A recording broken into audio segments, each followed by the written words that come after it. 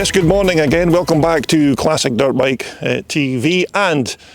to day 2 of the 2025 Offroad Motorsport Festival, held here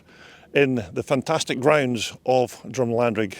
Castle. Now, this is Saturday morning, so this will be the first full day of racing. I think we've got 24 races to get through today, so it's going to be a very busy day, and I do hope you enjoyed what we gave you from the Friday afternoon with regards looking at some of the nice bikes in the paddock, and of course that quite good grass track racing on the Friday night, which I think was quite well enjoyed by both riders and spectators alike. So it's going to be another busy day here at Drumlandrig Castle, but before we get down to looking at any bikes on the track, let's take our second walk around the paddock and see if we can catch up with some of those nice bikes that are soon to take part in this 2025 Offroad Motorsport Festival. Okay, so the very first bike that we're going to take a look at is Alan Hardy's CZ, but whether this is an actual 360, 380 or maybe even a 250, I'm not entirely sure, because Alan wasn't actually listed in the race programme, so I don't have any specs on his bikes, year of manufacture or motor size, but I'm guessing that it's an early 1970s model, and certainly it looks a tidy piece of kit. But once again, this is another one of those very popular bikes with classic and twin shock racers, because even back in the early 1970s, when these CZs were the number one choice of many of the big factory riders of the time, and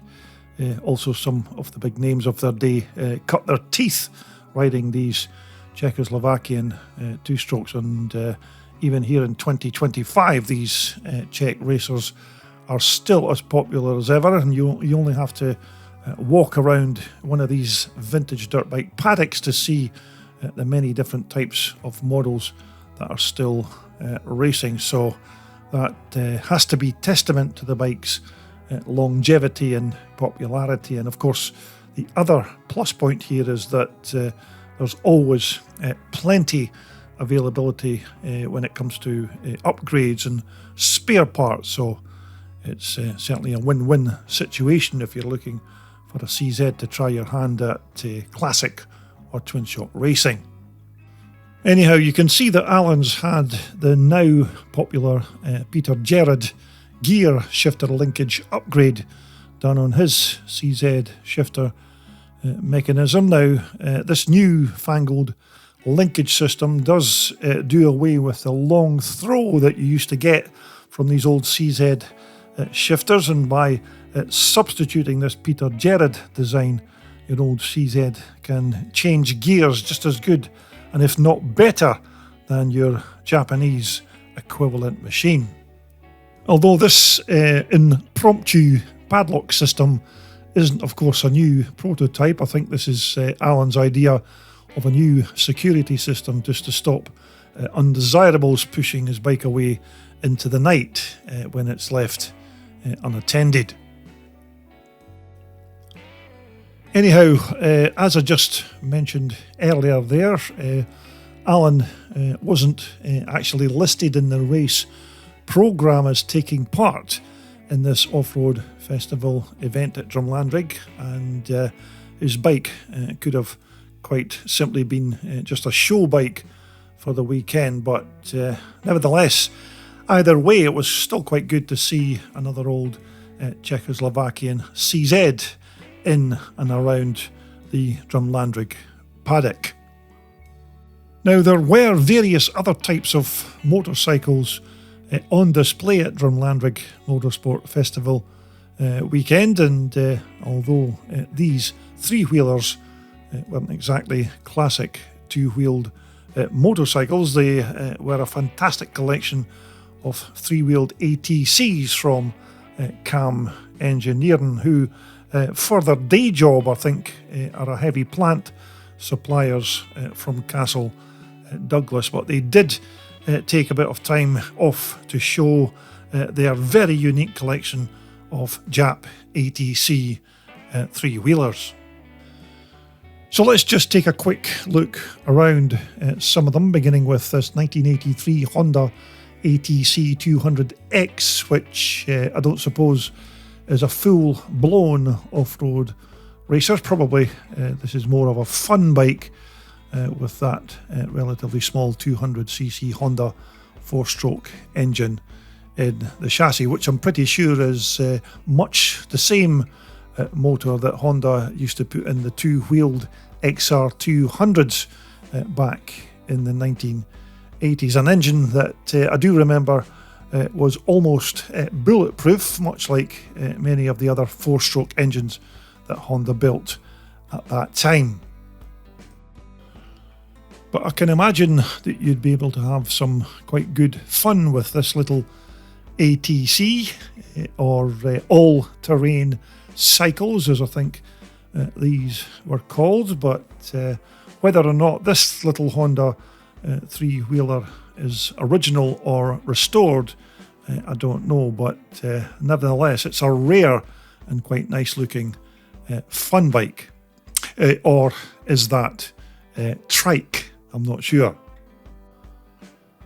Okay, so our next ATC three-wheeler is a 1987 Kawasaki Takate 250, which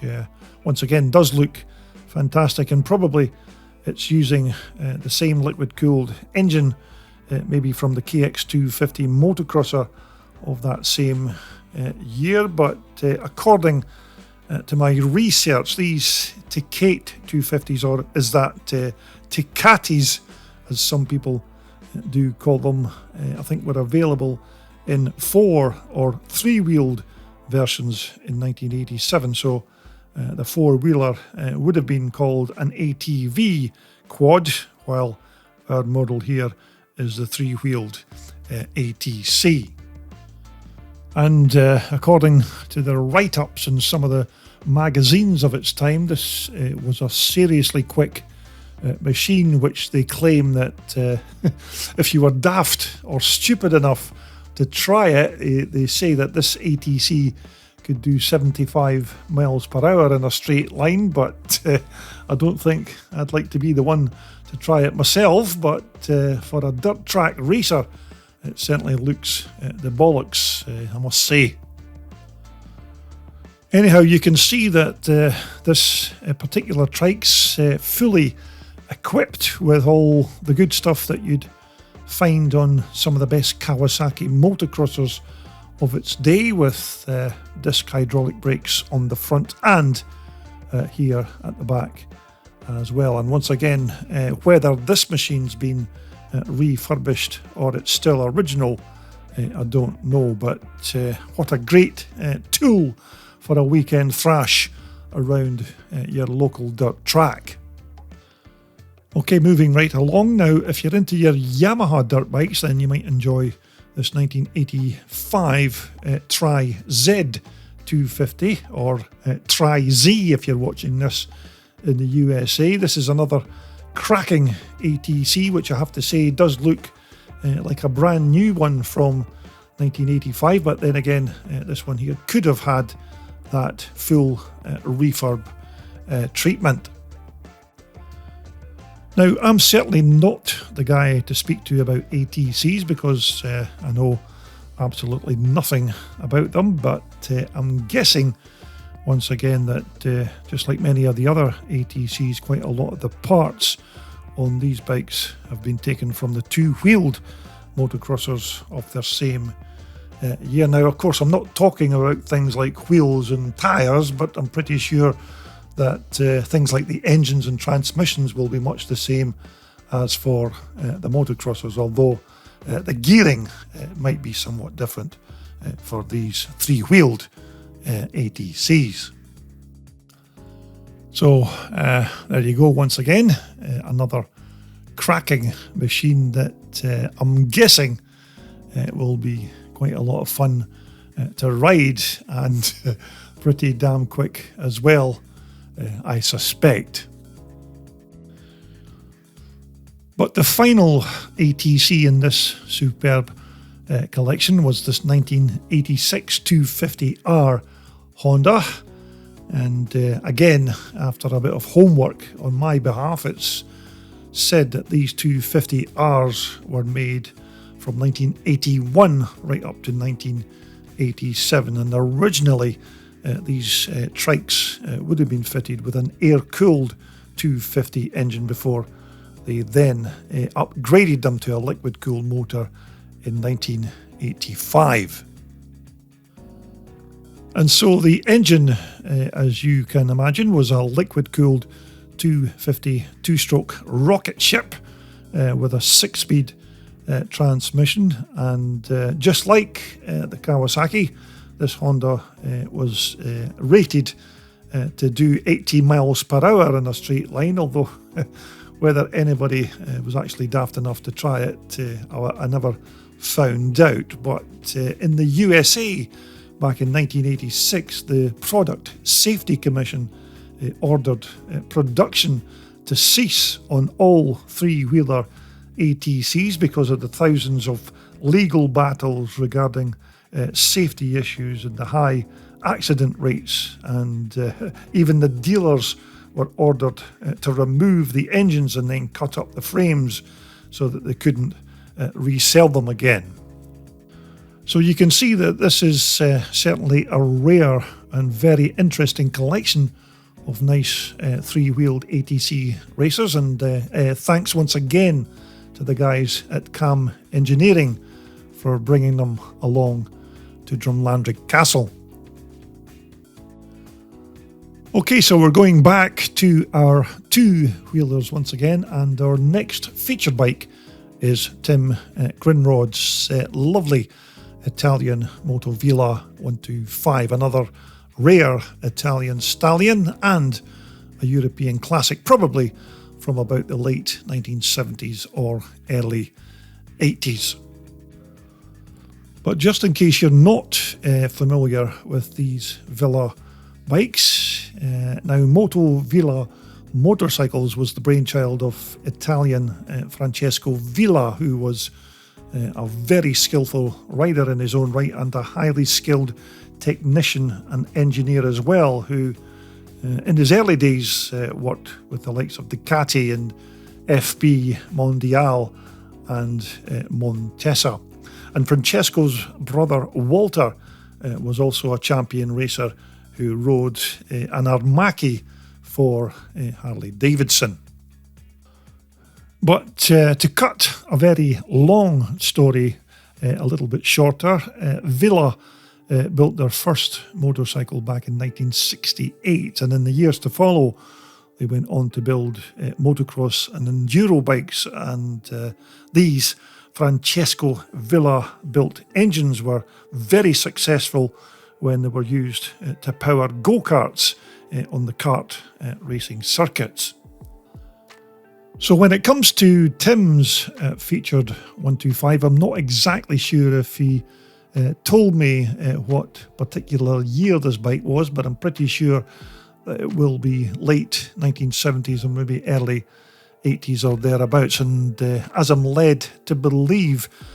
Tim's got quite a good collection of these Moto Villas, and he's pretty much seen as your go-to man if you need any advice, parts or information regarding the Villa brand. And I'm pretty sure that he'll be the first to admit that he's a bit of a fanatic for all things Moto Villa. But certainly these Italian ponies were very popular in their native Italy and surrounding countries, and they certainly had quite a lot of success there as well, but they weren't just as common here in the UK in that 70s and 80s time period, although you may have bumped into one or two of them if you were a regular visitor to your local scramble. But when the Japanese invasion began in the late 1970s, when the European and UK markets were being flooded with all the latest trick motocrossers and enduro bikes from Japan. Smaller concerns like Moto Villa just couldn't compete with the volume and the better engineered bikes from across the pond, and naturally riders who'd remained faithful to their European Bultacos and Villas and Huskies and Maicos soon swapped them for the Japanese equivalent. And so this Tim Grinrod 125 is still a very nice example of the Italian mark, and not only is it quite nice to look at, Tim will be racing this bike in the popular Twin Shock 125 class over the course of the 2 days of the Saturday and Sunday's Scramble event. So if you're looking out for those racing highlights, then you might even catch a glimpse of Tim on this lovely Moto Villa. Now, also in the Paddock area, there was a big marquee that housed a collection of classic road, trial and off-road bikes, although unfortunately you couldn't gain full access to them to film them properly, but there were some quite interesting machines in this display, including this quite nice GM Maicos, which looked like it might be a 250 or maybe even a 500. I couldn't actually tell from this angle. And there was also this quite nice looking German Kramer 410, which is another rare bike, but these Kramers were very quick machines for the time. They had a light tubular steel chassis, twin shocks as well, of course, at the back that were tucked up underneath the seat, which always made them look like they had a monoshock back end when you viewed them from the side. And again, they were powered by an Austrian-made Rotax two-stroke engine, although Kramer also stuck their badge on the ignition cover, but this engine was essentially a Rotax motor, and as per most of the other 1980 motocrossers of that period, it also had a plastic fuel tank as well. And moving on to the front forks on these Kramers, which were usually Italian Marzoccis, which I have to say were actually quite good considering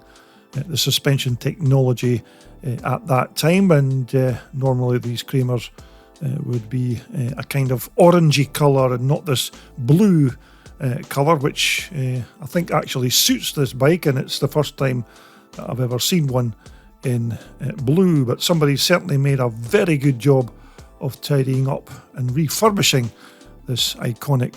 1980s classic. So there you go, another rare machine, a German 410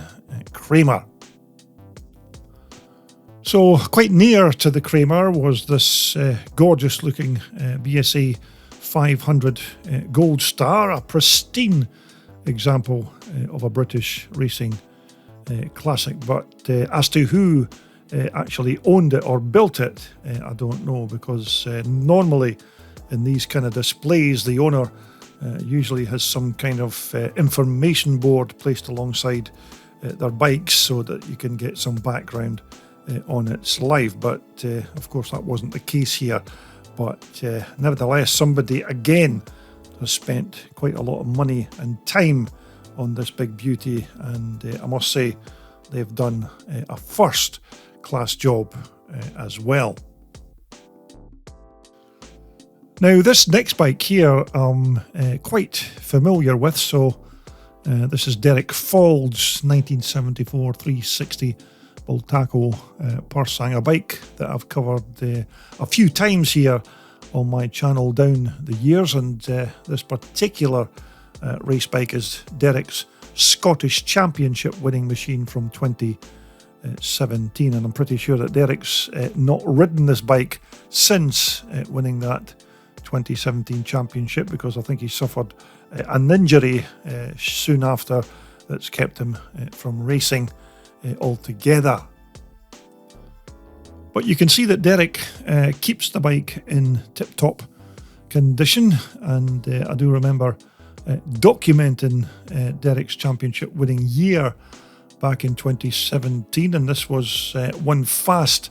little Spanish motocrosser, as of course many of these Bultacos were before the Japanese took over, but it's not a stock standard 360 because Derek's added one or two upgrades to make it run and handle a little better. But I must say it's quite good to see the old girl once again, even although she's just a display item this time around. So there you go, that's Derek Fauld's 360 Spanish Bultaco. Anyhow, as we move back outside into the fresh air, this was the next bike that I spied, and this is Craig Preston's 1973 380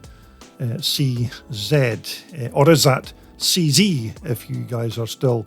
watching this in the USA, because I do know that you Americans do call these bikes CZs, while of course us limeys here in the UK call them CZs. But either way, Craig's Czechoslovakian two-stroke racer is another fine example of one of these very quick bikes from the 1970s. And as you're aware, some of the big motocross names from the past rode these to quite good successes during that decade. Now, Craig's bike again is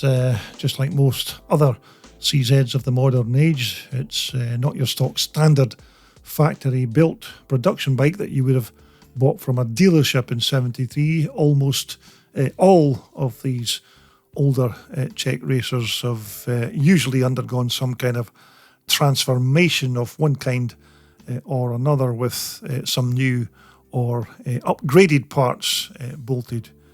onto them. And with regards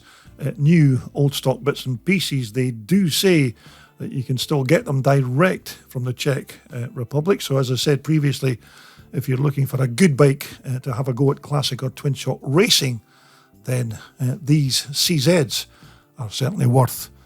thinking about. Okay, so next up it's a big four-stroke thumper, and this time it's John Jules' 1983 510 TC Husqvarna, proper old school four-stroke scrambles bike with quite good front and rear suspension and an absolutely unbreakable four-banger engine, and thankfully a correct and proper pair of motorcycle wheels done out in this complementary gold colour, and unlike of course Craig Preston's CZ with the black wheels. So exactly what can you say about these big TC510s that hasn't already been said? These are probably one of the best 80s thumper twin shockers ever made, and this example here of John's certainly looks in quite good original condition, although he has added one or two items from the original spec, like a pair of fork socks at the front there, just to try and help keep dust and dirt from damaging those precious fork seals. And it also looks like he's got a replacement clutch cover there from HVA factory.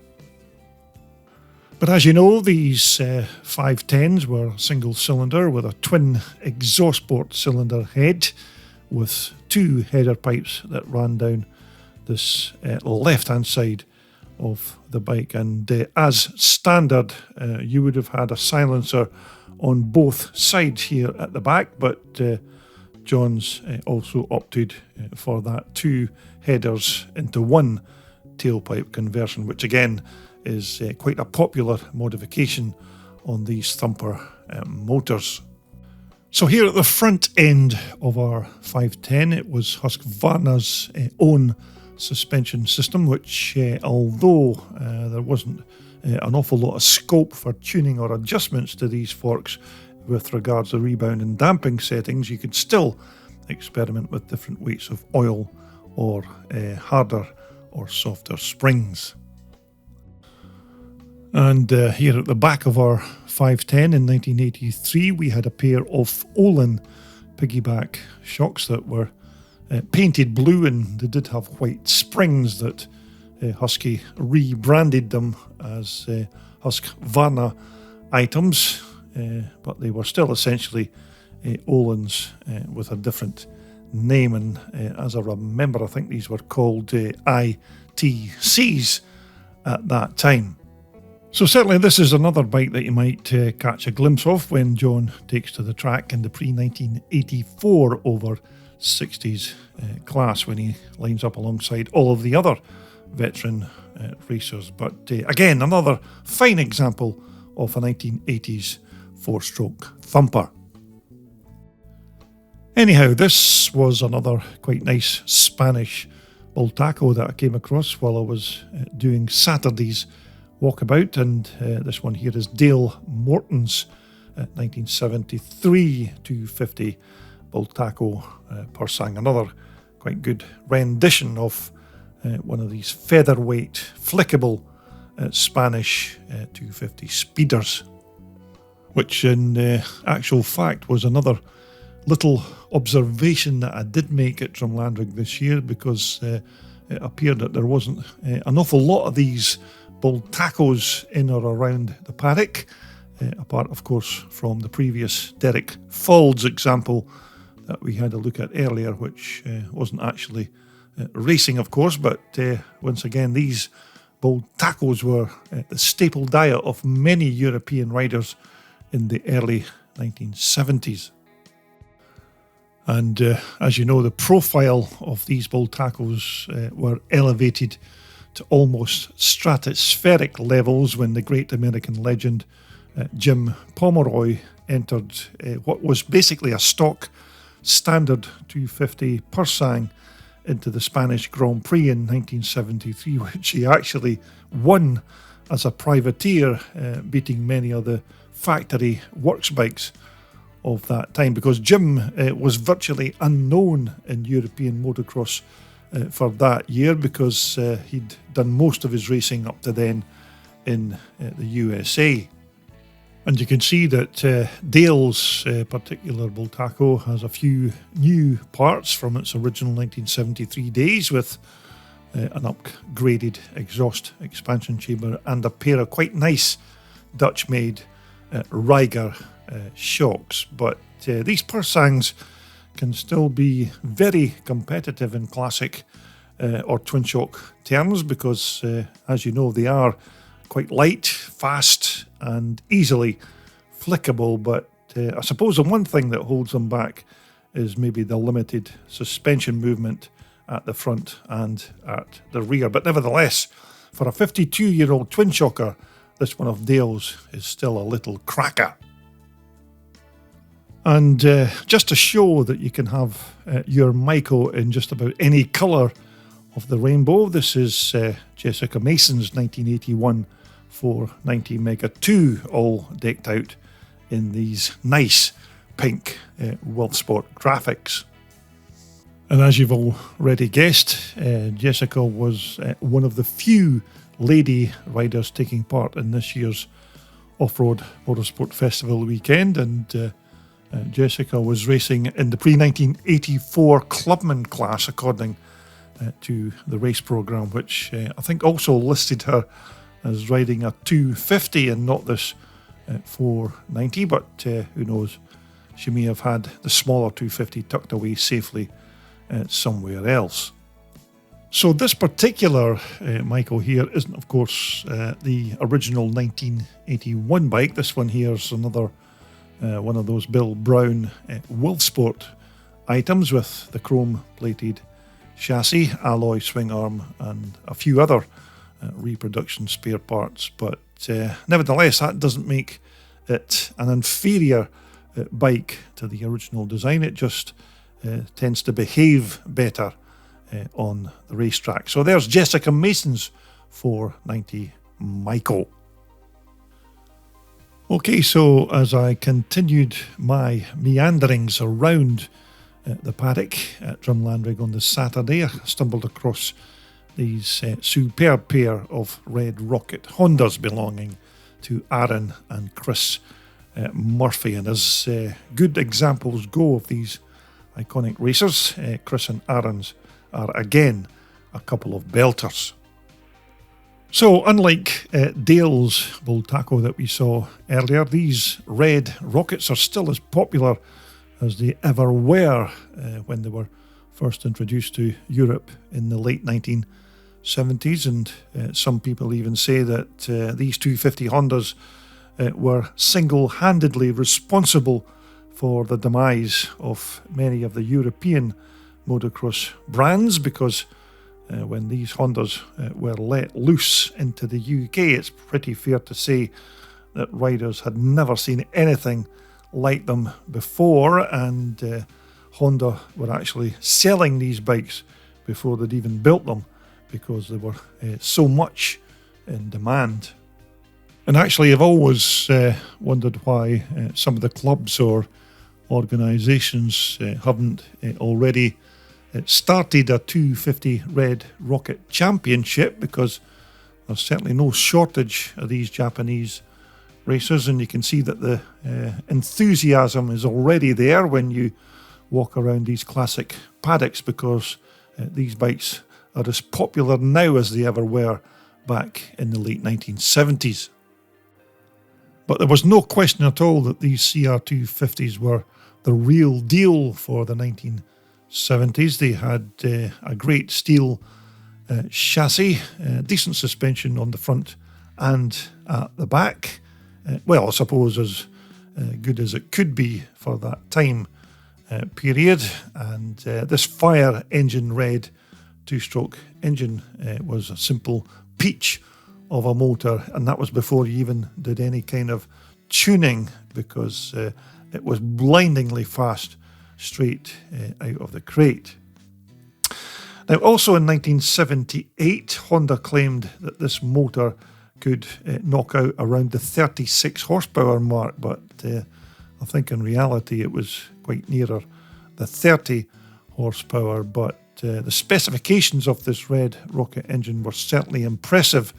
and I think it only weighed around 56 pounds in weight. And you can see, if you look to the back of both of the bikes, Aaron and Chris have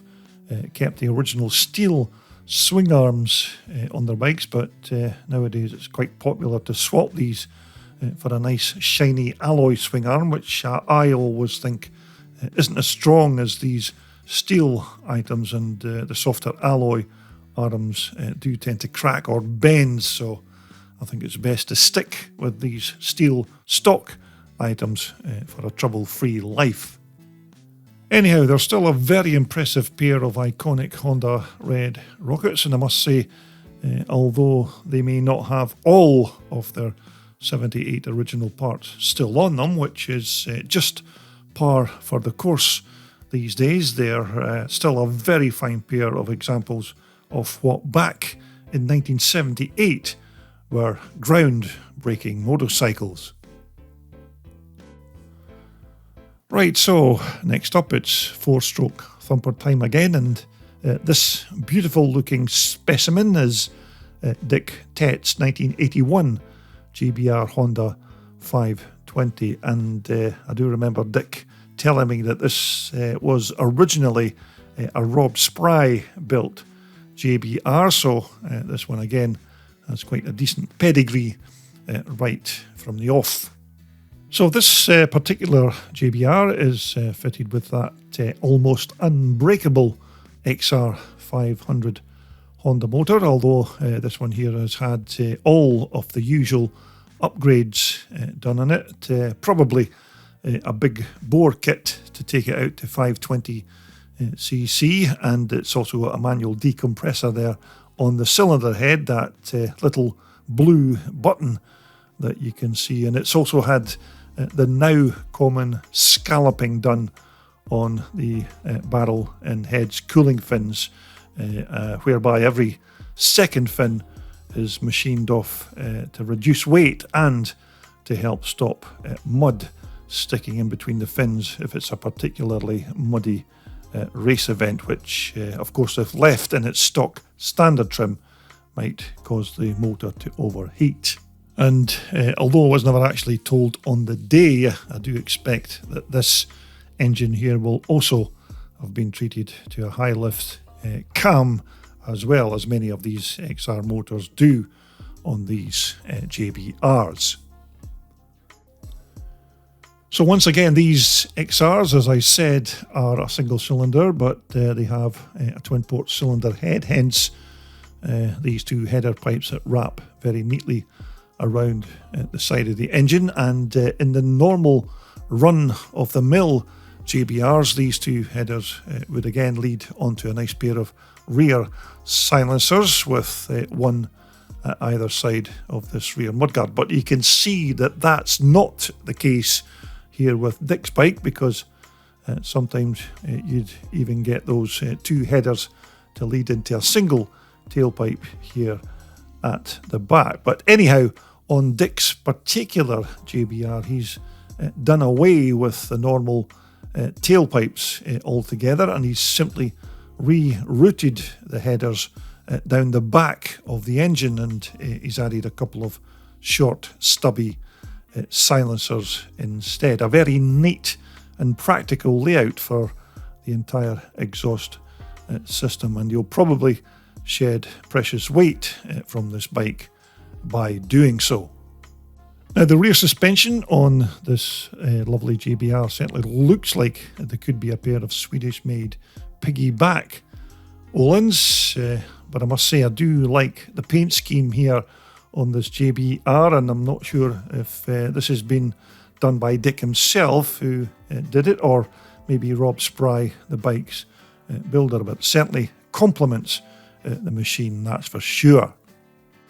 So, as you can see, just about every single part on this JBR oozes quality, right from this quite nice and comfy and well padded seat to that chrome plated steel chassis. But it should be all good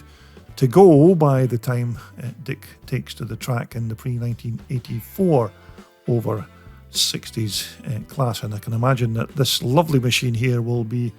riding at the sharp end of that particular pack when Dick's mixing it up with all of the other veterans in that over 60s formula. So there you go, a very nice JBR 520 Honda from Dick Tet.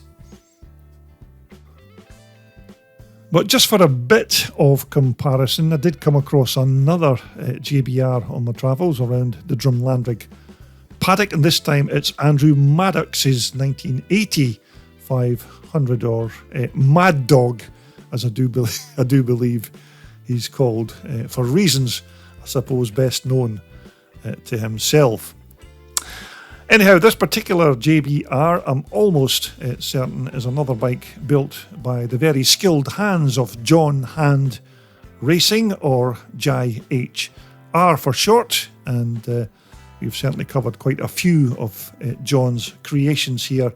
in the past on my channel, and he does build some superb chassis and swing arms and other one-off bike build projects. And once again, we've got that tried and tested Honda XR500 engine, which this time it does look pretty much standard, unlike Dick's bike that we saw earlier. But even in their stock standard trim, these 500s are still very quick machines. But if you do want to know, you're going to have to ask Andrew yourself how he got that title, Mad Dog, because he never actually told me on the day, although I expect that if you do know Andrew personally, then you'll know that reason why. So here we have that immaculately sculpted JBR fuel tank, which, as I remember, I think was a copy of the old gas tanks that used to be fitted to some of the Alan Clue's CCM bikes of the late 1970s and early 80s. And here at the rear of the bike we've got the more conventional JBR exhaust system set up with those